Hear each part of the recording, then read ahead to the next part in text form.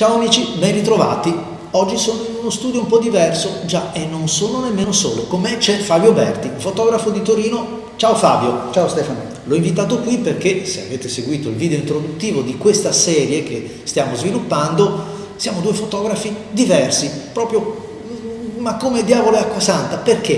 Perché due modi di fotografare diversi e per fortuna complementari, dove io utilizzo il cavalletto e il flessibile.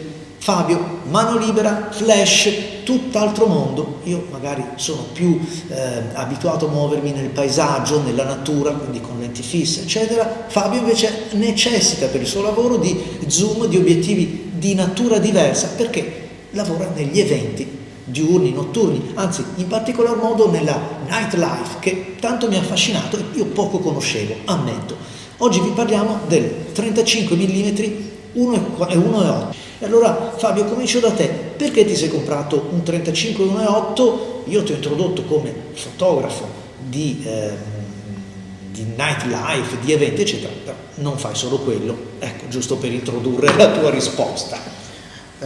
Sì, grazie Stefano. Sì, ma perché facendo anche diversi lavori in studio, il 35 l'ho visto più per una figura intera. Lo so, forse qualcuno poi mi darà conto perché un ritratto, che però non è un ritratto a figura intera, con un 35 forse può far storcere il naso, però avendo già 85, 50, a me piace fare la figura intera.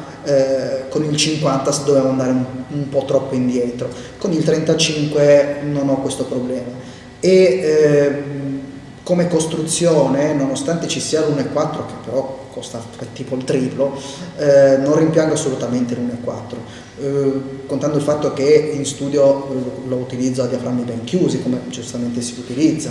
Mi sta togliendo tante soddisfazioni, soprattutto su sensori avanzati come può essere una 780 o un 850. Quindi è piccolino anche come peso, come dimensione, quindi nello zaino praticamente me lo porto sempre. E infatti io è un obiettivo che non conoscevo, ho provato proprio grazie così a questo incontro con Fabio, l'ho potuto provare anche su camere di diversa natura, e dico diversa con una bella scala di valori, dalla D780 che è una macchina formidabile fino alla 5D, alla 6D di Nikon. Effettivamente la compattezza c'è tutta e anche una certa qualità costruttiva, pur rimanendo un obiettivo che non ha la pretesa appunto di arrivare all'1.4, quindi anche a forme, dimensioni e peso di tutto rilievo. Coloro che guardavano la Jalapas Band in Mai Dire Gol ricorderanno la rubrica Un uomo, un perché. Eccolo qua, è il mio caso quando vi parlo del 35 mm, un uomo, un perché. Il 35 mm non è mai entrato nelle mie grazie. Sebbene abbia posseduto illustri rappresentanti di questa focale, amatissima dai più grandi fotografi peraltro, penso per esempio al Leica Summilux, al Summicron, al Contax, ne ho avuti un po' di tutte le razze e credo. Non ho mai trovato in questa focale l'espressione fotografica di ciò che avevo in mente. Non è il mio modo di inquadrare, eppure molti che mi seguono sapranno che il 35 mm PC della Nikon è la mia focale preferita, in assoluto per il paesaggio. Un bel dilemma, vero? Un bel controsenso, ecco perché un uomo è un perché. Ma il mistero del perché mi piaccia così tanto da una parte e invece lo ignori nell'altro mondo fotografico è dovuto semplicemente al decentramento, alla possibilità o alla capacità che ha l'obiettivo PC Nikon di spostarsi e quindi di togliersi quella parte di porzione di fotografia che c'è sotto e quindi portarsi a vedere quello che il mio occhio guarda, quello che il mio occhio ha scelto di inquadrare.